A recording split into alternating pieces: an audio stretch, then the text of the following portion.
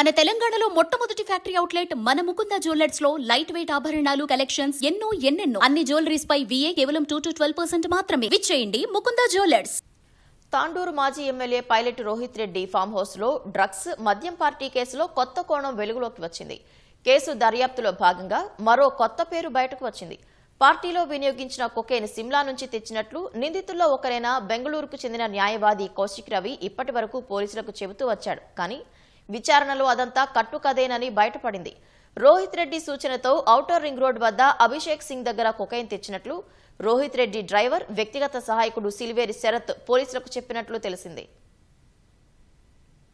తెలుగు రాష్ట్రాల్లో సంచలనం సృష్టించిన మొయినాబాద్ ఫామ్ హౌస్ కేసులో సిట్ దర్యాప్తు వేగవంతం చేసింది. డ్రగ్స్ ముఠాలతో మాజీ ఎమ్మెల్యేకు సంబంధాలపై ఆరా తీస్తోంది. రెండో రోజు 4 నిందితుల్ని విచారించి స్టేట్మెంట్ రికార్డు చేసింది. Pilot Rohit Reddy farm house లో డ్రగ్స్ మద్యం కేసులో మరో కోణం వెలుగులోకొచ్చింది.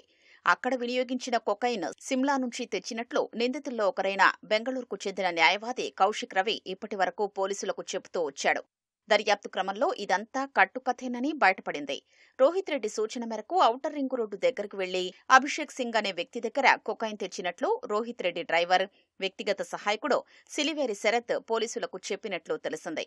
శరత్ సమాచారంతో రోహిత్ రెడ్డికి డ్రగ్స్ ముఠాతో సంబంధాలు ఉన్నాయా అనే కోణంలో పోలీసులు అనుమానిస్తున్నారు. డ్రగ్స్ తెప్పించి పార్టీకి అందరినీ ఆహ్వానించింది మాజీ ఎమ్మెల్యే కావడంతో అతనికి ఎవరెవరితో సంబంధాలున్నాయనే కోణంలో ఆరా తీస్తున్నారు. కొత్తగా తెర మీదకొచ్చిన డ్రగ్ పెడ్లర్ అభిషేక్ సింగ్ హైదరాబాద్ వాసి అని ఇప్పటికే గుర్తించిన పోలీసులు అతడి ఫోన్ నంబర్ సేకరించి చిరునామా కనిపెట్టారు. ప్రస్తుతం అక్కడ అందుబాటులో లేకపోవడంతో అతడితో సన్నిహితంగా ఉండే వ్యక్తి ద్వారా వివరాలు రాబడుతున్నారు. అభిషేక్ చిక్కితే కేసు మరో మలుపు తిరగనుంది. అతను సాఫ్ట్వేర్ ఇంజనీర్ అని ప్రచారం జరుగుతున్నా పోలీసులు ధృవీకరించలేదు.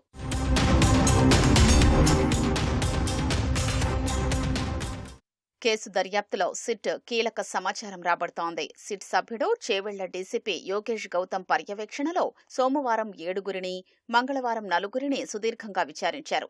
బెంగళూరుకు చెందిన న్యాయవాది కౌశిక్ రవి, పుప్పాలగూడకు చెందిన వ్యాపారి అర్జున్ రెడ్డి, వరమాచినేని శ్రవణ్ కుమార్, సిలివేరి శరత్ను శంషాబాద్ పోలీస్ స్టేషన్కు పిలిపించి విచారించారు. విచారణలో కౌశిక్ రవి ఏం చెప్పాడనేది ఇప్పుడు చర్చనీయాంశంగా మారనుంది.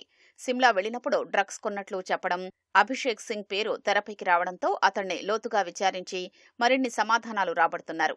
రోహిత్ రెడ్డి ప్రమేయం తగ్గించే ఉద్దేశంతో కౌశిక్ రవి తప్పుడు సమాచారమిచ్చి ఉండొచ్చని పోలీసులు భావిస్తున్నారు. 4 నిందితుల డ్రగ్స్ చరిత్రను పోలీసులు తవ్వుతున్నారు. గతంలో ఎప్పుడైనా డ్రగ్స్ తీసుకున్నారా అనే కోణంలో రికార్డులు పరిశీలిస్తున్నారు. విచారణలో వారి ప్రవర్తన ఇబ్బందికరంగా ఉన్నట్లు ఓ అధికారి చెప్పారు. శనివారం పోలీసులు సోదాలకు వెళ్లడం కాస్త ఆలస్యమైనా రోహిత్ రెడ్డి సహా మిగిలిన 10 మంది పబ్కు వెళ్లేవారని విచారణలో బయటపడింది.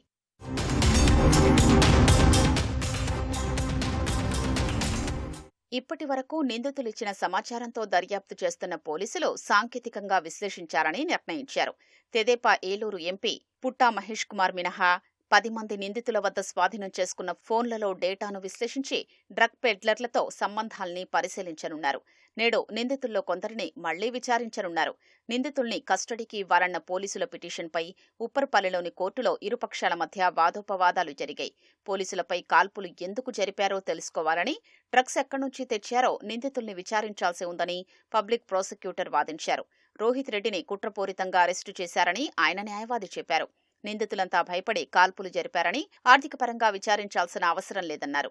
ఇరు వర్గాల వాదనలు విన్న న్యాయమూర్తి తీర్పును రేపటికి వాయిదా వేశారు.